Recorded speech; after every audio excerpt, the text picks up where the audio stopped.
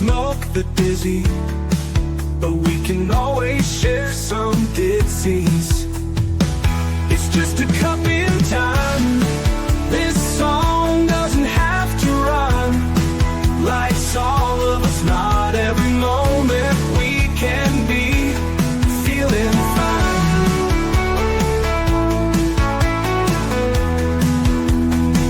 I wanna share a moment, just a second if you will, maybe even a cup of thrill. We could share this performance. It's tea time, come sit with me.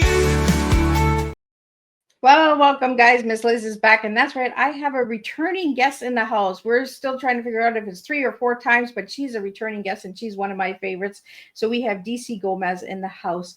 We're going to be getting into her tea tonight, and her tea is transformative, energetic, and antiostic. I'm not sure if I'm saying it right. I'll get her to say it, but that was her tea. But we also found some words that she gave me over the years, and those words were on enthusiastic, loyal, and energizer. My tongue is just twisting all different ways with words tonight. So we're going to get all of those words out tonight during our conversation. We're going to get some good news out. DC has some really good news that we're going to talk about as well on today's show. And we're going to bring back her first book, and we're going to tell you why we're bringing that back as well. So before we get started, we're going to get everybody over to Miss Liz's YouTube channel, Spotify, Facebook, LinkedIn, all of those platforms, and just follow, subscribe, and share these tea times out, because every tea time makes a difference. Now let's get into the disclaimer, and then I'll do an intro, and then we'll get DC in here and we'll spill some tea tonight together. So the disclaimer for Miss Liz's Tea Time live show. Miss Liz's Tea Time is a global platform dedicated to sharing real life stories, diverse perspectives, and meaningful conversations that inspire awareness, healing, and connection. I'm Miss Liz is going live using StreamYard. Before leaving a comment during the live broadcast, please grant StreamYard permission to display your name at StreamYard.com. Please be advised that all the content brought forward during any Tea Time show is presented in good faith. However, discussions may include opinions, beliefs, and perspectives that do not necessarily represent the views of Miss Liz or the Tea Time platform. Information shared by guests is based on their own experiences and is perceived to be accurate at the given time of airing. All guests, viewers, and participants are responsible for using their own judgment when considering any action or decision that may relate to these discussions. Some episodes may cover sensitive topics, including but not limited to trauma, abuse, grief, mental health, and other emotionally triggering subjects. Listeners and viewers' discretion is strongly advised. Tea Time with Miss Liz is an open discussion forum designed to offer insight, inspire awareness, and create connection. It is not a substitute for professional, medical, legal, or therapeutical advice. If you require professional support, please seek assistance from qualified professionals or trusted resources in your area. If you have questions regarding this disclaimer or the content of this discussion, you are welcome to contact me directly at my email at bookingmissliz@gmail.com, or check out my link tree, Miss Liz's Tea Time. By choosing to participate in, comment on, or view these live shows, you acknowledge and accept this disclaimer. Your participation is entirely volunteer. I, Miss Liz, welcomes you to join the conversation with an open heart, and if at any time you feel this platform is not right for you, I respect those wishes and decision and welcome you back whenever you are ready. Tea Time with Miss Liz is serving truth and awareness one cup at a time. Now let me give you a little bit on DC, who's sitting in the background. So tonight we welcome back to Tea Time's table the incredible DC Gomez. DC is a multiple genre author, speaker, and creative powerhouse, best known for her beloved Death Intern series. With a gift for blending imagination and inspiration, she creates stories that not only entertain, but also empower and uplift. DC believes in using the power of words to inspire others to dream, to heal, and to rise stronger. It's always a joy to have her return and share her world of creativity and empowerment with us. Please join me in welcoming back DC Gomez. Welcome, DC. Hello, dear. How are you? I am awesome. And yourself? I'm amazing. Can I have you do my introduction everywhere? Because that was absolutely fabulous. I was like, I'm a powerhouse. Yes. Let's do that anytime. You can tell everybody. I'll take it. Sounds amazing. Well, you're one of my powerhouse. You're my returning guest of 3, 4 times. We're still trying to figure it out. But Take them all. it's right. We'll take it all. So DC, for new listeners tonight that are tuning in and they may not have seen your tea times, share a little bit on who DC was as a little girl and who DC is now. I am originally from the Dominican Republic. For anybody who's not familiar, I grew up in Massachusetts. So I have one of those really eclectic backgrounds. So I originally trained as a filmmaker. I joined the military. And then in between an adult, I became a writer. So kind of trying to come back home. As a creative person, I do everything from podcasting to writing to just kind of just being a storyteller. Whichever medium that means, I'm going to try to do it and just enjoy the process as a whole. And I'm glad that you brought that podcast up because I did find that podcast and I put it inside the minds of authors. Yes. Why that title for your podcast? It's so much fun. It's an actual take on inside the the artist studio, like the actual actor studios. Like I love the part of just being able to have communications with authors. And when I started the podcast, it's turning 5 this year, which is amazing. It was one of those things somebody asked, if you're going to do a podcast, what it's going to be about.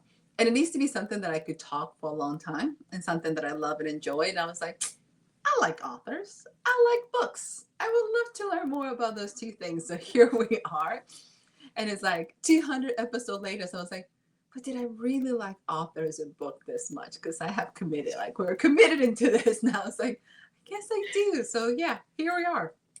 I guess when we start seeing the numbers, right, we're like, oh, okay, we are passionate about this. Because in the beginning, you're like, I'm just going to talk to all of my friends who write books. It'll be great. And then you're going, I don't know if I have this many friends who want to talk to me about books. Like, who are all these people? So it becomes really fun.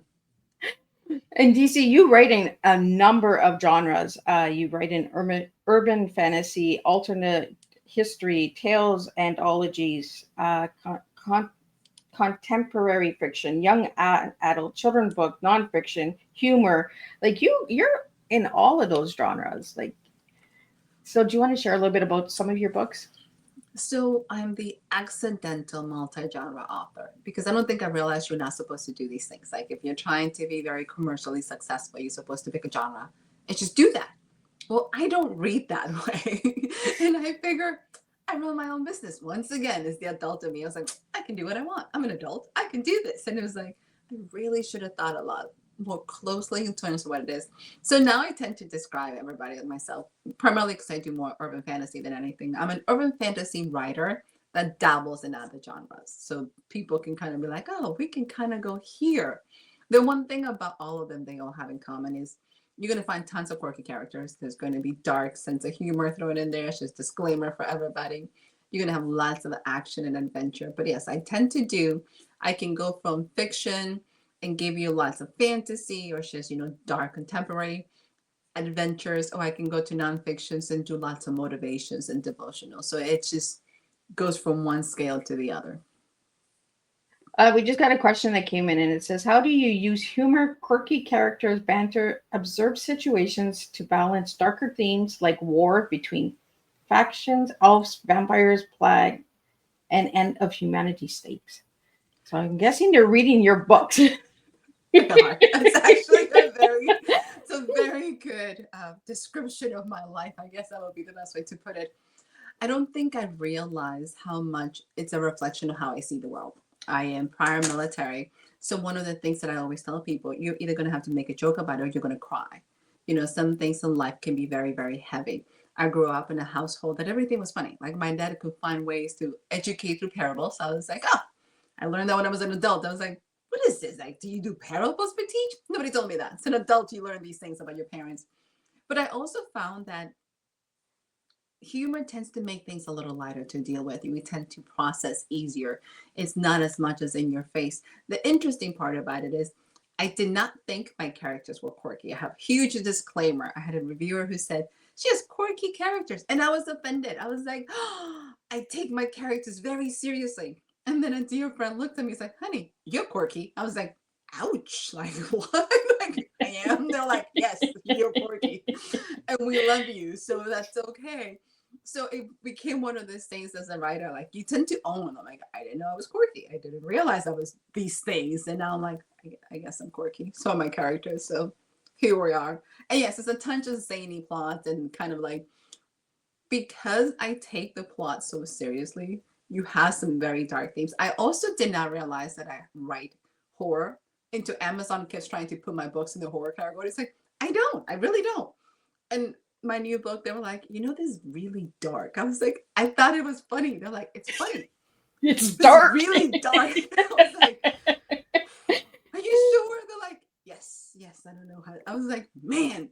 So I'm having an identity crisis, identifying who I am and what. But maybe that's a good thing, right? Maybe that's a good opportunity. Yeah. It'll get you in myself. Come to terms with my own reality. Thank you. But the dark humor, right? Maybe it's going to open up some avenues for horror that you are directed towards going. I don't think I write horror. And then people read it, was like, you have a lot of ghosts and zombies and apocalypse. I was like, minor things like that. That's where it comes in. Just minor things like that, Never even thought of it like that. Like, neither did I. I also talk about, death is very prominent in all of my books. There's tons of ghosts, all the things that you would normally, kind of put in that category. But it's really humor oriented. So I would never connect the two. So is there a mashup between horror and comedy? I'm it. This is what you're looking at. I've been identified tonight. I need the poster child for mashup between confusing genres. This is her. Sign her up. So yes.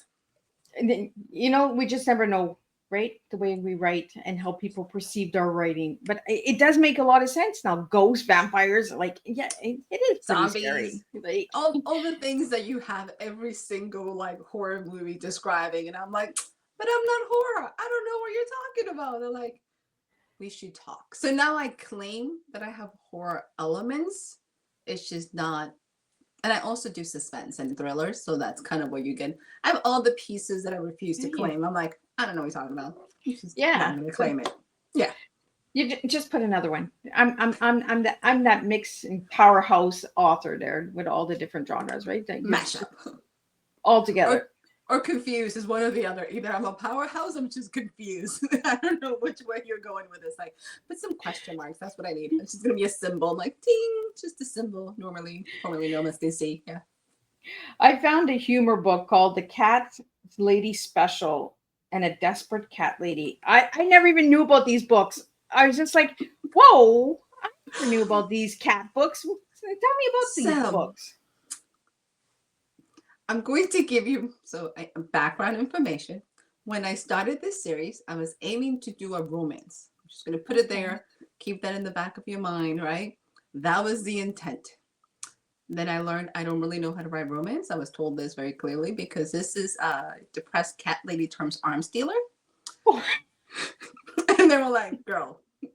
So this is why I get in trouble. They were like, I think you missed the mark. I was like, but she finds love. It's like she doesn't end with a guy. I was like, she doesn't even go on a date. I'm like, she does have a date. They're like, not the same. But she gets a cat. She had the cats, I guess. It doesn't count. Just two. They're really cool. So yes, and they're not magical. I had to explain that to people. I'm like, no, they're just cats. Cats are just evil. They're not magical. They're just cats. So yes, you have cats in all of your books, do you not? It was an accident. I never meant to do that. And then I was just stuck. She's a cat lover. I didn't know I like cats. They just keep appearing in my life and in my books. So now we just own it. It's another one of those things I have to claim and own. I feel like we're having confession time. Should be instead of tea time, should be confession with DC because this is what it feels like. I'm like, I don't think I was ready for all of this, but okay, we got this. We're gonna do this. Oh my God, Miss Liz went and did her homework. I know. I was like, oh my God, what just happened here? Okay, I'm ready. Let's do this. I want to ask you about the black cat. I forgot the black cat's name. Constantine. He's technically not black, by the way. Oh. I never correct people when they say, I was like, if you see him as a black cat, he can be a black cat for you. That's fine. But okay, he's technically striped. He just happens to be dark stripes. He's also a shapeshifter, so he can shape size. So Constantine can be anything you want. So people see him. I have a lot of artists who actually draw him as a black cat, depending when you're taking it. Some people see him. I normally see him as a gray stripy cat, which just happens to be feisty. But I also have a cat that looks like that, so I could be biased. So it might not count. I was like, I remember the cat. I remember the cat. But I can't remember the name. I was just like, oh, what's the name? What's the name? What's the name? Yes, Constantine and his shenanigans. Yes. So we're going to bring up the first book. We're going to talk about all of that good stuff, and then we're going to talk about some goodies that you just shared with me before we went live. So let's bring that up so you can describe what this book, your first book of the series, and also what this book means as well. So for everybody, this is Death's Intern. So this is book 1 in the Intern Diary series. It's also the first urban fantasy that kicks off my read-first world. For if you enjoy legit quirky characters, you have a talking cat who happens to be 5,000 years old. And the story is basically you're following Isis Black, who is our main leading lady. She's prior military. She's just trying to mind her own business and figure out life, like as every single vet transitioning, and happens to get stuck in Texarkana. So, and she has a dark secret. She accidentally, I'm going to put it that way, accidentally kills Death's old intern. So now she has the job. So Death knocks on the door with a job offer. Isis wants nothing to do with this. She has one good friend that gets kidnapped, and the only way to find him is to take the job. So this is what starts this crazy adventure. So the fun thing about this book is also it's available for free everywhere.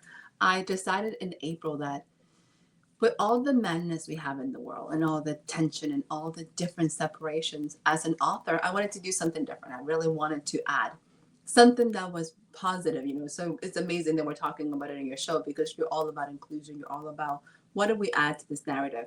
And as an author, I have works. That's what I do. But I also wanted to give people something to escape. So you get to enjoy Isis Adventure for free anywhere. We want to give away 1 million books.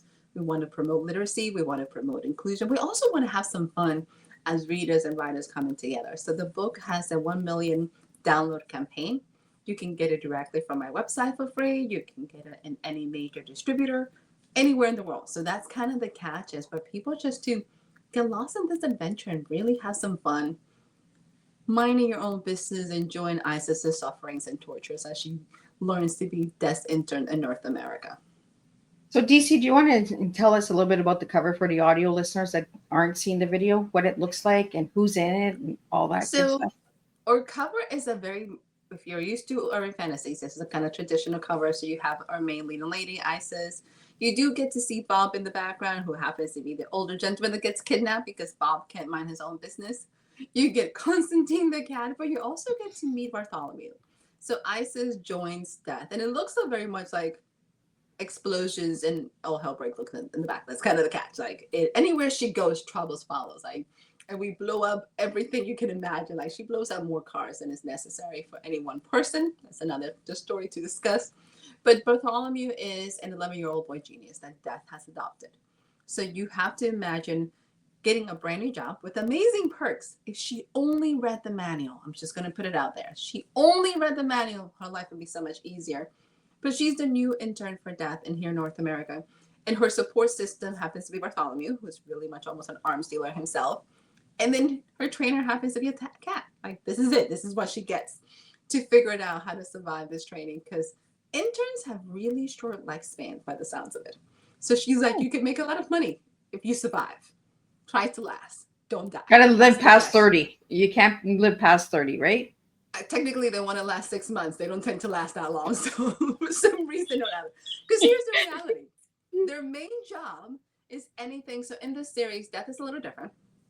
Death is whatever you think is going to take you to your afterlife. So their goal is they're the UPS for the soul world for anybody who's in the States. So they're just delivering your soul to the next place. The intern's job is to stop anything that can possibly be stopping Death from delivering the souls. So they're stuck fighting, by the way, they're mortal enemies to not vampires, just going to put it out there. So she's stuck fighting everything from demons to vampires to rogue witches to anything that can stop Death. So book 1, you get to introduce to their first villain. And in the series, you get to meet every horseman throughout it. And you also get to meet with every horseman a new supernatural being. So that's kind of the fun thing about it. Oh, well, that's cool. Well, we have a question here. It says, what inspired you to create such a unique story with Death Intern? When I decided to start writing, so I want to give you guys a background. I think when I decided to start publishing 8 years ago, I found myself in the place that I think we all hit as adults, that place where sick and tired, being sick and tired. I was in that place where I was very depressed, and I don't think I realized that I hated what I was doing. I hated my job, but I hated just the fact that I wasn't creating. So I found myself, it was in a summer, I can tell you it was July, and I'm sitting in my spiritual director's table, crying my eyes out. And the idea of writing a book came up. I had millions of excuses, like I can't do this, and who's going to read it, and everything I said, like typical spiritual director, she shut down. So I was like, fine, because I'm an extremist, it's all or nothing. I was like, not only am I going to do, I'm just going to write a novel. P.S. I've never written a novel. Like I went to school for films, I knew how to do a script, never written a novel. So then I needed to figure out what am I going to write about. So a few years earlier, I had tried to finish a short video, and the whole concept, the ending of this is death happens to go to a wrong house and kills everybody. I am dark. Oh my God. She's realizing something on tea time tonight. She's gonna get off here and she's gonna be like, "Oh no, I am dark." I'm so dark. So Death got invited to a party. Death crashed the party and killed everybody. As I say this out loud, I was like, this is so dark. And the ending of this video is Death says, oh, I need an intern. So the idea of this horrible story, now that I think about it, oh my God, is why would Death need an intern? So that concept play in my head as I realized I'm extremely macabre. I need some therapy right now. Miss Liz, pray for me. I was like, okay, let's go into your tea. Let's jump into the tea. Let's get out of the dark and get into the, because your tea that you gave me was transformative, energetic, and enthusiastic. Enthusiastic. I can't say that word. Like my tongue just doesn't. Enthusiastic. It's all good because it's spelled funny. That's all it is. So tell me why those 3 words. One of the things. And stay away from the dark. I know we're going positive, which is really funny because I do Monday motivations. You will honestly think for a person who is committed to motivating. I do motivations all the time. Nail them.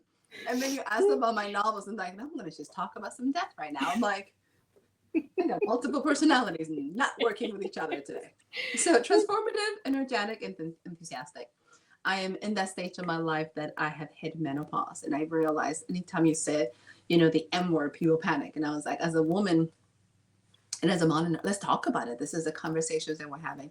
And I'm in the stage of this transformation, this drastic changes in life that you're having to rethink who you are and how things happen and the changes that you're looking at it, and actually motivating the females in my life to embrace it and make sure that we have a community that's healthy, that is understanding, that is supportive. Because for anybody who's premenopausal, menopausal, and postmenopausal, this is not for the weak. I don't think anybody put a manual together. I'm working on that book because I'm like, nobody told me this was going to happen. Like nobody explained how my life was going to shut down. I was like, I've been in this journey for about 2 years. Am I there yet? And what does there look like? So it is maintaining that. It's being energetic. You know what I mean? When you don't feel like having the energy, when you're just tired. And sometimes it's being enthusiastic. Like somebody has to be a cheerleader for your group and you're finding yourself like, I guess this is me because nobody else is cheering for us. So it is embracing changes, embracing all those parts that sometimes I think because we're going through so much and things can feel so heavy, we take for granted. I can say in the last year when I started, we're going to do social media and I'm going to promote the books. I was online, I was doing all the things. If you ask me today how long I've been in social media this year, I was like, what month are we in? They're like September. I was like, ooh.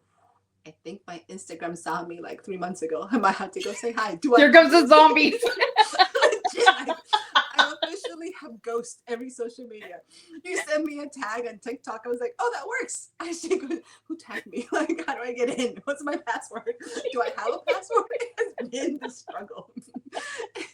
That's how you always bring the zombies and ghosts back into it. Look, like, do you see this? I have ghosted myself and the rest of the world. I was like, so it's been one of those journeys that I was like, can you give yourself grace? Can you give yourself grace to be in this present moment and to understand that it's not going to be pretty? I have an assistant who's amazing because the only reason my Facebook page is up to date is because she posts for me. And then she goes, you got to go in and reply. I was like, to who? on purpose, like today. Like I was like, you got messages. I was like, right now. and I was like, how do I get in? Like, where are those messages? We need a disclaimer that I'm here. I think I'm barely here. So those words are the things that really resonate when you're in the process of just kind of refining yourself and being okay. And as you can tell, even though the process is hard, I'm going to find a way to make fun of it because this is how I write. And life is just kind of, you just have to laugh about it because it's not for the weak sometimes. We just had a question that came in for you, DC, about menopause. Yes. Do you find that most women ghost themselves going through the first stages of menopause? We are not informed enough as a society of how hard it is. So here's the one thing that hit me. I have a medically induced menopause. For anybody who's interested, if anytime you have a hysterectomy, I'm putting my business out there, which is because I think we need to talk about it. We do. We need to get it out there. You have to discuss it. So you have a medically induced menopause. And because I didn't have the typical symptoms, like I wasn't getting hot flashes, I took the pills. I officially thought, it's not going to happen to me. I got this. And got really big cocky into myself. Into about 3.5 months into it, I woke up and I was like, I am losing my mind. Like, I can't remember things. I can't keep up. I used to be able to manage 4 different social medias and books. I used to be able to do book and a day job and still kill it. I was amazing. I can barely do one thing at a time. Like, I don't even know what happened. I don't know this person. And somebody said, menopause brain is a thing. And I'm like, what is that? And like, I have brain fogs. And I was like, what's a brain fog? Why are we not discussing this? So I have found tons of research in terms of how much our body changes. It's almost like pregnancy brain that nobody talks about. So menopause brain is a thing. And you will find it's not even that you ghost yourself. You don't even remember enough that you are yourself. Like, you're not even paying attention enough to ghost yourself. You're just not there. You're going to figure it out that your time flies faster than you can think about. And you have the greatest intentions and you're going to do all the things. And then 2 months later, you haven't done any of the things. And you're like, did I have a to-do list? And where did I put the to-do list to do the things in the list? Because I'm not doing well. So it is becoming very conscious. I also realize, because I transitioned earlier than some of my friends, I just talk about it all the time. And I feel like I'm always apologizing. It's like, I love you, but I can't remember. So if I don't call back, know that I love you. I might call you back next year because it might take me that long to remember. So we have had these conversations and people have called me back. I was like, is this what this feels like? I'm like, yes, go get tested. Have these things because you feel crazy. Like, I don't know how most women, like how my mother and her generation did it. And then even more, then I got mad at my mother. I was like, shouldn't you have informed me of this? Like, right? Shouldn't we have had? Why they talked to us about the birds and bees, but they didn't talk to us about menopause. Which is a lot more important because I'm dying here. Like, eventually I would have figured out the other part. How about you talk to me about the things that's slowly killing me? But one of my dear friends said they didn't know. Like, they did not know. And it's something that wasn't discussed. It wasn't something that was easily accessible. And here's the part, like, I feel bad for all the men in our lives because I can go from 0 to evil in about 2 seconds and run because it's like rage all the time, right? It's like a switch. It's like the stupidest thing will put you in a rage. It's horror. The horror comes, right? And then you have this look, I'm about to hurt somebody and you're not sure why. And people are like, I'm crying over commercials. I'm like, at least you're not yelling at them. Like, that's an improvement in life. Yeah. So there is all these, think about going back to puberty. You have all these hormones all completely out of balance. All of things, like things hurt that didn't hurt. I have a friend who her eyesight is being affected. Your hair starts falling. I was like, I'm kind of vain. I really like the hair. You know how much money is spent in this? What do you mean it's going to fall? Where is it going? So we have all these conversations that because we have made the topic of menopause so taboo, nobody talks about it. If you ever stop me and we're having conversations, we're going to talk about it. I was like, we need to talk. Like, where are you at in your life? Have you thought about this? So like, I think I'm going crazy. Anytime a woman tells me, I think I'm going crazy, I was like, you're going through menopause. And they're like, what? I was like, you're not crazy. It's not you. Welcome to the club. And there's a whole bunch of us in this club. And there's a lot of people that don't talk about women that get hysterectomies going into early menopause. or starting your menstrual cycle early and going into early menopause at a younger age than most of your friends. So people are like, you're not menopausal yet. You're just crazy. You're just losing your mind. You know, those are the conversations we're not having, and we need to have those conversations. I know it's off topic from the books tonight, but I mean, those are conversations that we need to start bringing to the table. So us women don't think that we're just crazy, you know? If you hear it enough, you start believing it. If you find the symptoms very much like there's such a strange change in our bodies, there's such a strange ways of our minds, it feels like entire thought process changes. Yeah. The things that used to be important are not. And the things that used to be like, oh my God, I care. You're like, I'm too tired to care. Yep. My friend says, wisdom is when you get too tired to care. I'm like, in that case, I have hit, the epitome of I'm wisdom. on there, check. I don't care. But you're tired. There's not enough energy to do things. And then you have to become extremely strategic. Like you have to say, what is going to happen today? Because I only have enough spoon for one. Pick whatever you want. That's what's going to happen. The rest of it is like, I might do them next week because I get one thing at a time.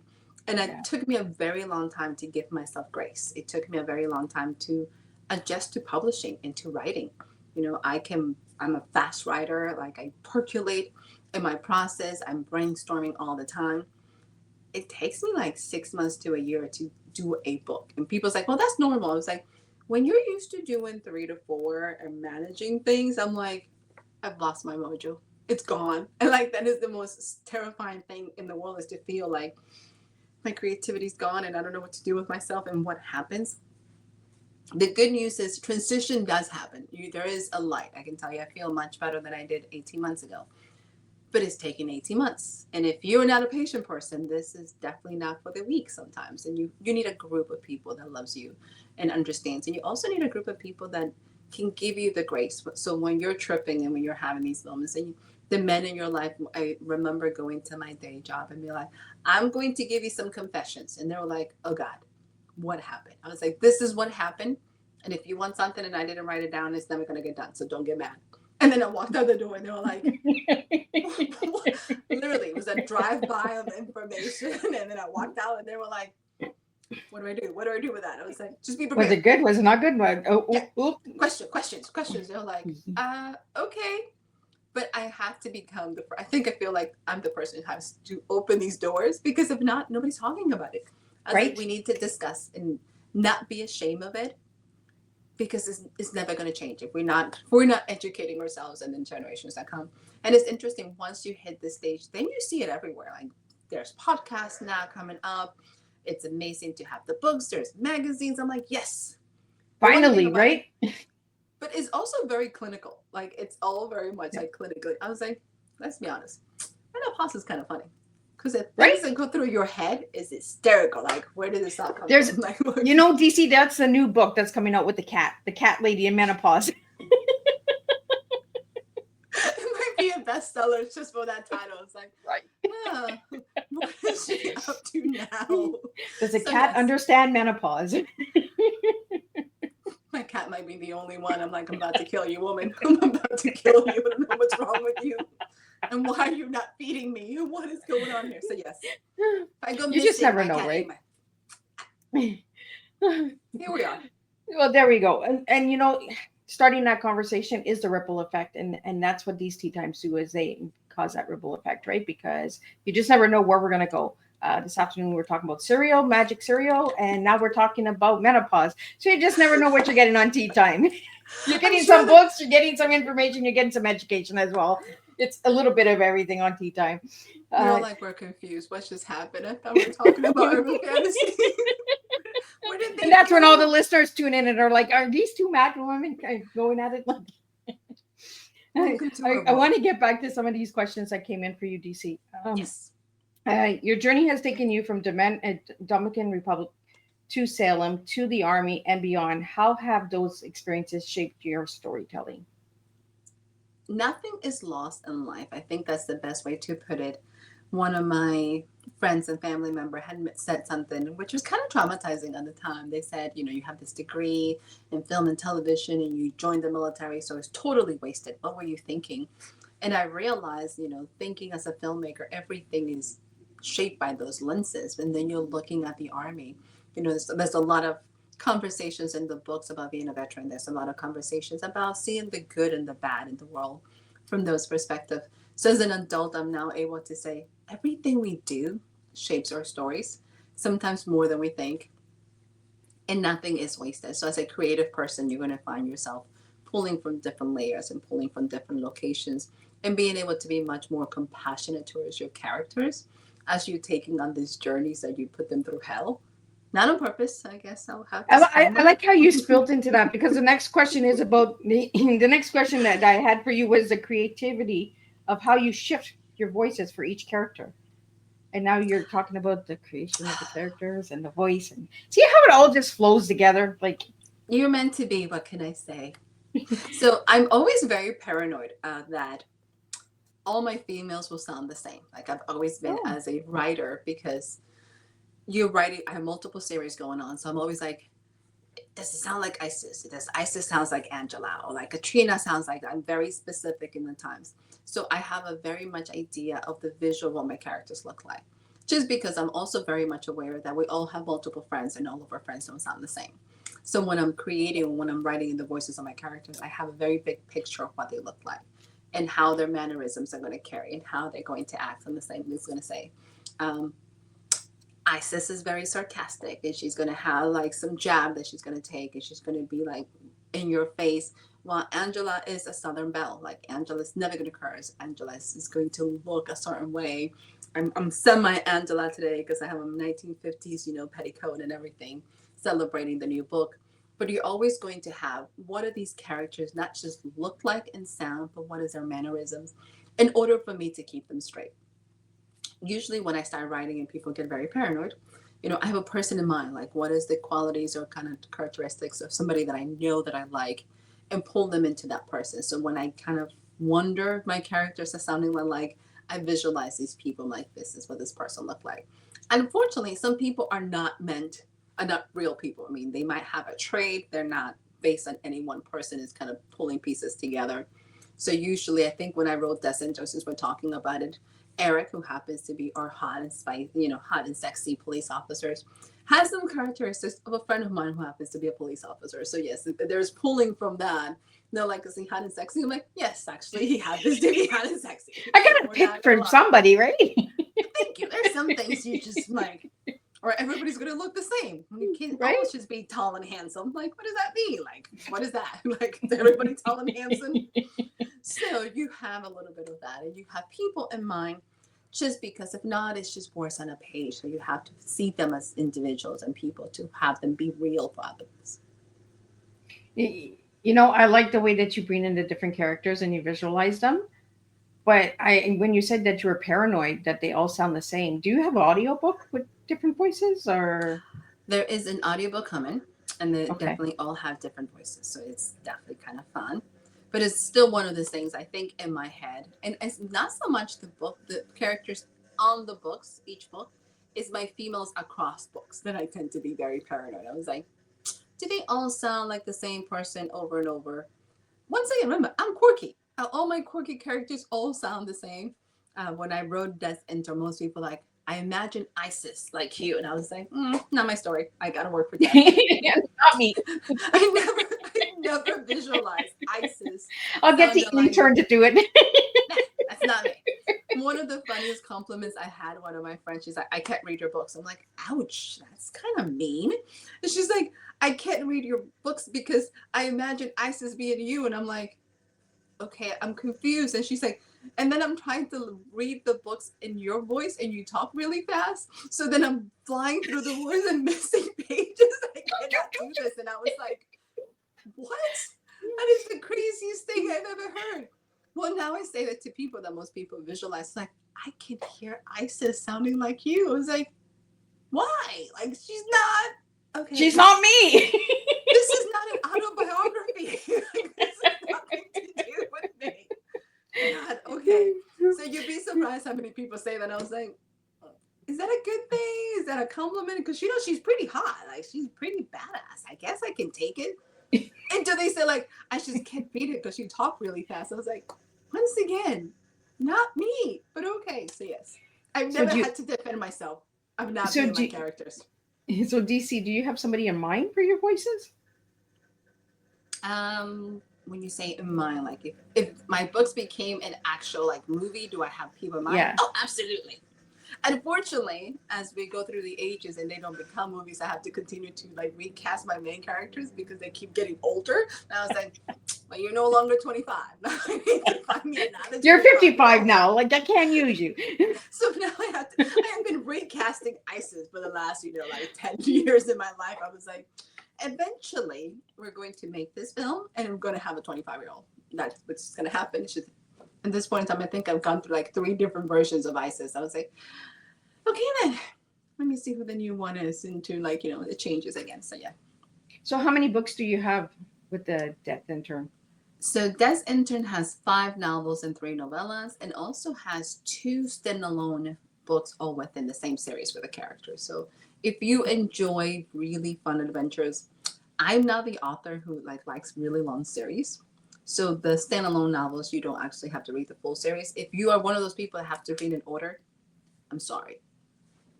Then you might want to start from the beginning. That's just all I can say.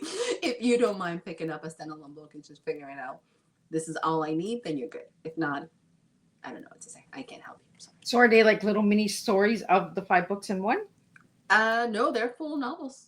They're just kind of short and fast. Yeah, they're short and sweet. So Cursed by Fur, I'm going to give you kind of, maybe I am dark. So Cursed by Fur is a spicy retelling of Little Red Riding Hood, and she's a serial killer. So maybe I am dark. I'm going to just own that. Put question marks on that too. Just couldn't deny it. That one is dark. I can say that. Motivational Monday. Dark humor.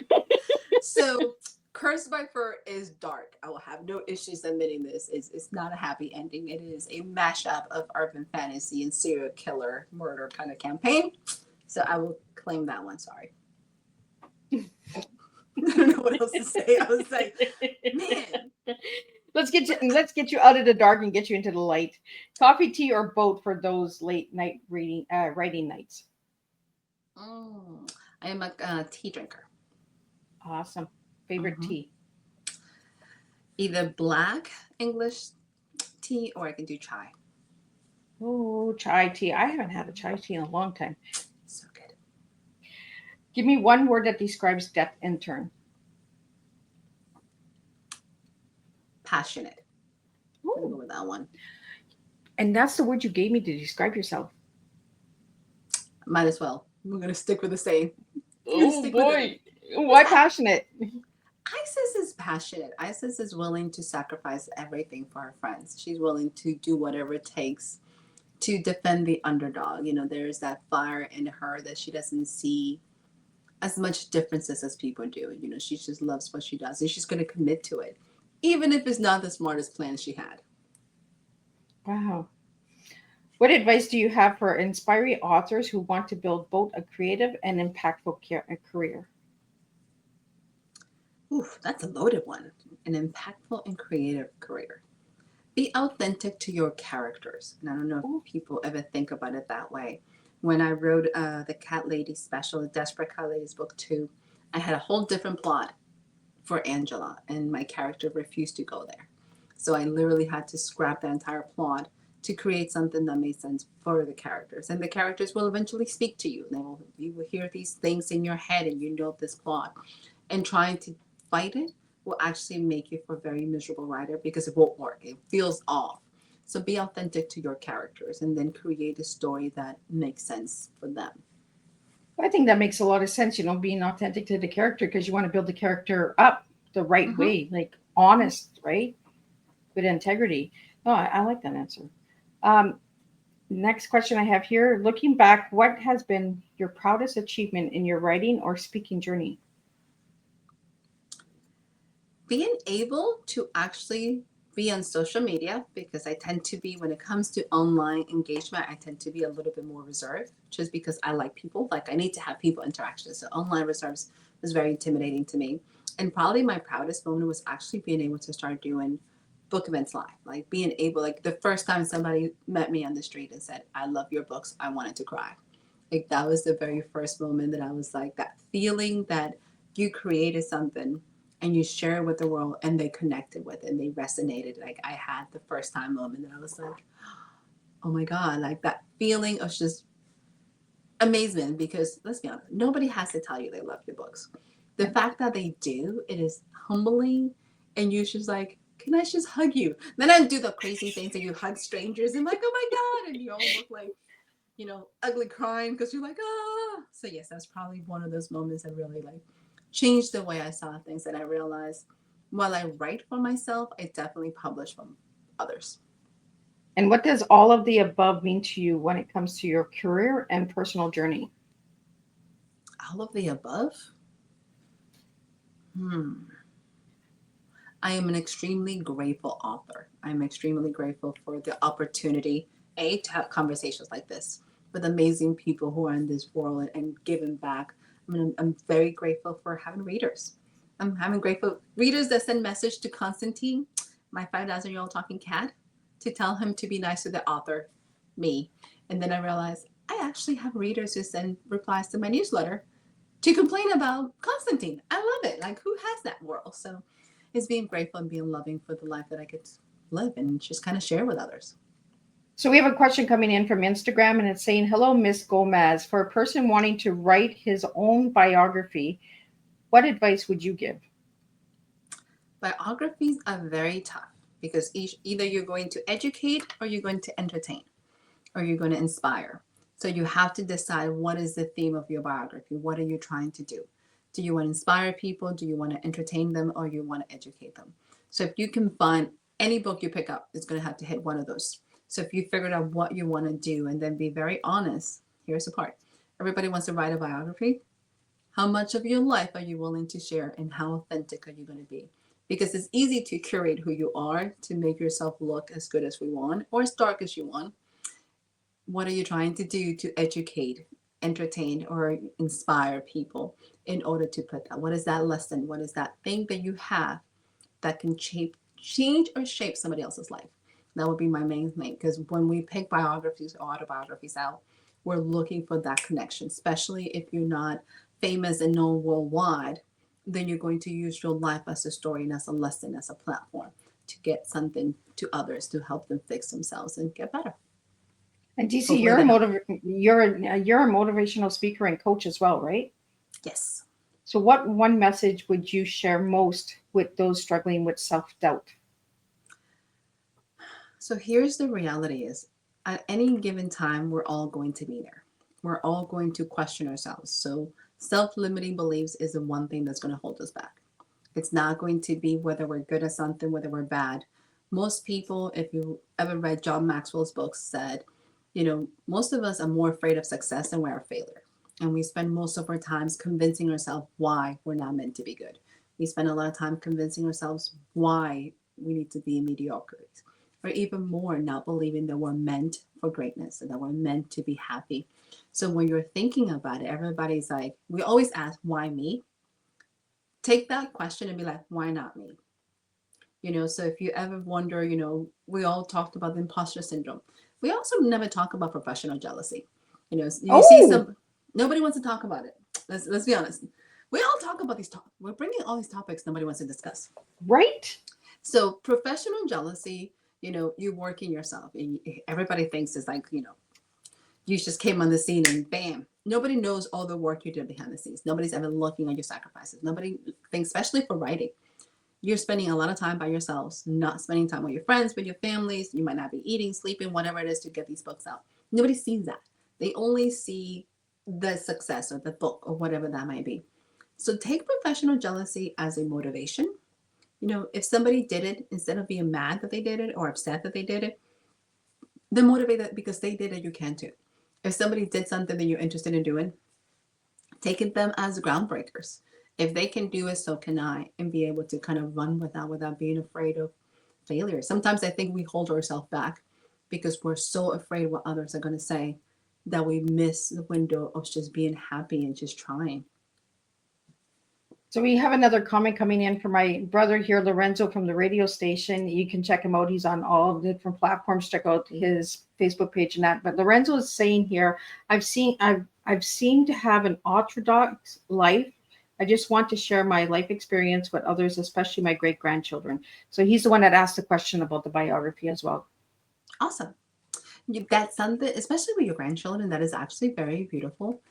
Anytime you're able to share your story with others, people can connect. I think we all have a story to tell, and being able to put your words out is something that most people are terrified. So if you're looking at it, why not write it? Why not put it in there? And if you already have an audience in mind, remember that you're writing for your grandbabies. Keep them in mind as you're writing, and then be able to give them that authentic self. You can also show them that they only get to see this part of you that's doing amazing. You can show them really well what it took to get there and kind of inspire them. Awesome. I love it, DC. I like when you get the answers from DC, because she's been doing this for a while. So Lorenzo, if I'll connect you with DC so you guys can talk a little bit more about that. I want to get out this surprise that you just gave me before we went live. So let's get that out, because we're almost at the end here. Our time always flies by too fast. Yes, it So does. so let's share what you shared with me before we went live. So, disclaimer, remember I'm still in menopause. So, it's kind of the disclaimer, because Miss Liz asked, so what are we talking about? I'm like, we're talking about your first book. It's like, yes, by the way, I have a new book that's just dropped today. So the fact that we're sitting here, it is today, September 18th, brand new book came out. It's called Sugar Plums and Desk Intern, and is probably I want to say kind of fun. I thought it was sweet and innocent. I was told it's dark. I was like, that was cozy. The Hebs kind of reminded me, he's like, I don't know about cozy, but if cozy happens to be dark, we might want to consider it. So it is a fun urban fantasy. It is for anybody who enjoys urban fantasy. Pretty much my intern crew happens to go on a retreat. At least they thought they were going to retreat. Constantine wants to take them on a team building exercise to Hatchetown, Oklahoma. And here's what happens when you put a bunch of supernatural beings in a out of the way cottage, because this is a cottage core, trying to mind their own business. We even have dead bodies dropping on them. Like, it is one of those adventures that you're like, It is dark. Some minor points like that. I did not realize that. I did think it was pretty funny because they were all exercises, and bam, there was a dead body. They're like, "Do we do it? Who did this? Why is this body here?" Murder, So, She Wrote. Who found it, and who's got it? Like, and it was in the floor. So they were like, we should call people. So what can possibly be worse than a family reunion with all of your quirky family and friends? A retreat for, professional development. So it's mandatory fun, Reaper style. So yes. so how did you get the name of that one? And I'm so honored to be the one to drop the new book. You officially the first one. I think I sent it to my newsletter because we had not talked about it, because it was literally 50-50 whether this book was coming out. Like, it was like touch and go all the way up to Sunday. So was very much like, this is actually going to happen. I am part of the Enchanted Woods Cutter Clutch series. There is 11 books in this collection. They are not actually attached to each other. They all happen to have the same theme, which happens to be cottage core. There's 11 of us, 10 amazing authors all together creating incredible stories. All of them, this one, thank you for everyone. It does end in a happy ending. I want some props. I want some oohs and ahs, because I've not gotten that from anybody. They're all like scared right now. Well, the last one did not end really happy, so I guess I had that coming. But it does end in a happy ending. There's some love in here. Actually, there's a really fun love story. There's a couple of them in here. So I want tons of oohs and ahs for the fact that I actually managed to finish a book in a happy ending. I'm going with that disclaimer. Sticking with us today, Miss Liz. We're doing That's this. my story, and I'm sticking to it. Pretty much. I'm like, So check out Sugar Plums and Desk Intern. So yes. Awesome. Well, congratulations on the new book, and thank you for sharing that with me and my audience out there. So everybody check out DC Gomez. Like, DC, what message would you have for anybody that's listening tonight or that will listen to the replay about writing books for all different genres? One of the best things I've ever heard said is from Elizabeth Gilbert, who says, we write brain candy. When we're looking at writing, especially if you're doing fiction, if you're doing urban fantasy, if you're doing any kind of stuff, remember to have fun. Remember that reading is amazing. If you enjoy reading, remember there's an entire person on the other side of that book. And Let's be honest. Books are very intimate. It's the only thing you're going to take to like the shower in the bathroom with you. Like you don't take other people with you. You like take a book. You take a And then- book. And then you go to bed with them. Like there's a whole bunch of stuff you're not going to be doing. It's just anybody. But you do it with books. Let's be honest about this. So there's an intimate relationship that you have with these characters. Like these are no longer my characters. I'm just a caregiver. Hopefully not to torture them too much so my readers don't kill me. Enjoy that writing is amazing. And it's a journey. And it's a privilege we get to enjoy. And we do brain candy. So make really good candy. Have some fun with it because it's fun to read. It's my escape. So I write understanding that I hope this is people's escape and you just enjoy the family that I get to play with. And what book or author has inspired your work? I got a couple. I can be honest. When it comes to urban fantasy, I am a Kim Harrison fanatic. She absolutely was probably one of the first urban fantasy writers that I got to fall in love with. I love Jim Butcher. So I'm kind of urban fantasy in the States is kind of fun and exciting. And I also like Charlize Harrison. So for anybody who likes True Blood, the HBO series, kind of based on that series, she's probably the first writer that actually got me hooked on small town. So most of my books take place in small town because nothing happens in this book. And yet you're hooked for 300 pages of madness. And I'm like, the only thing she did was wash some dishes. Like nothing happens here. Like, why am I reading this? Do your dishes. And you're hooked. And all the madness that happens in this tiny town. And you're like, I want to do small town drama and small town shenanigans like she does it because it's addicting. So these writers have like really influenced just the way that I enjoy storytelling. And it's just kind of the way that I realize I am hooked on their pages and I'm going, I have no idea what is going on for these 300 pages, but I can't put this book down. And that's kind of the journey I want my readers to have. Like, I don't know what I just read, but I couldn't put it down. And I need to talk to somebody. Like, we might need some therapy at the end, but you're definitely going to be hooked on this book. And then we're going to talk about it. All I can envision is doing dishes and reading a book. No, I must read this book. Can't put it down.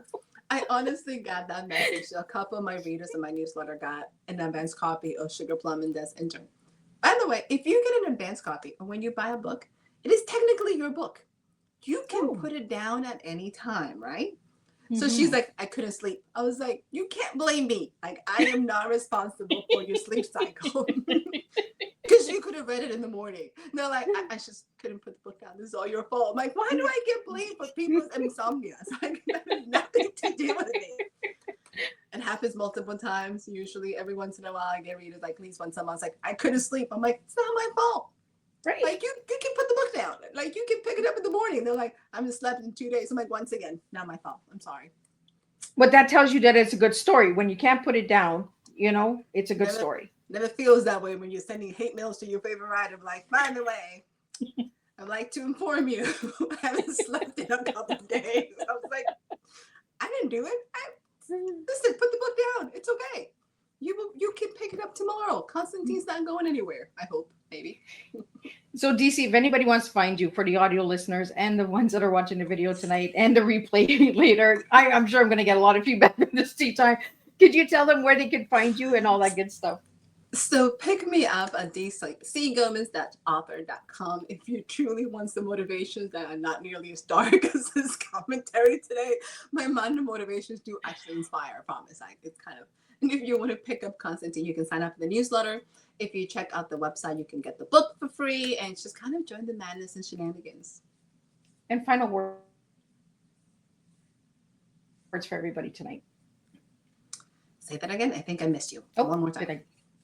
We got a glitch like right at the last 2 minutes. I know. I was like, what happened? Final words for tonight, DC. I'm seriously grateful and thank you for this opportunity just to come and chat and connect and be able to kind of discuss all of these different topics that I'm not sure connected with anything that we started with in the beginning. Thank you for what you do and kind of for bringing this awareness to this space and making it open for people to discuss all sorts of things that probably were not under a list of things to talk about. Thank you so much. Always so much fun, madam. Thank you, Miss Liz. Oh, well, you're very welcome. So let me do a closing summary and then we'll wrap it up and we'll have some giggles after we wrap up. Closing out tonight's Tea Time with DC Gomez has been truly inspiring. full of giggles and laughs. Through her stories and insight, DC shows us how imagination can heal, how words can empower, and how creativity can bridge us closer to our truer selves. She reminds us that we each hold the power to inspire, entertain, and empower, not just others, but ourselves as well. May we leave tonight encouraged to embrace our own creativity and to tell the stories that make us come alive. So, thank you everybody for tuning in. Thank you to all the listeners on Instagram, Facebook, LinkedIn, TikTok, all of those platforms. Thank you so much for tuning in. And I'll see you next week, same time, same place, and we'll do this all over again.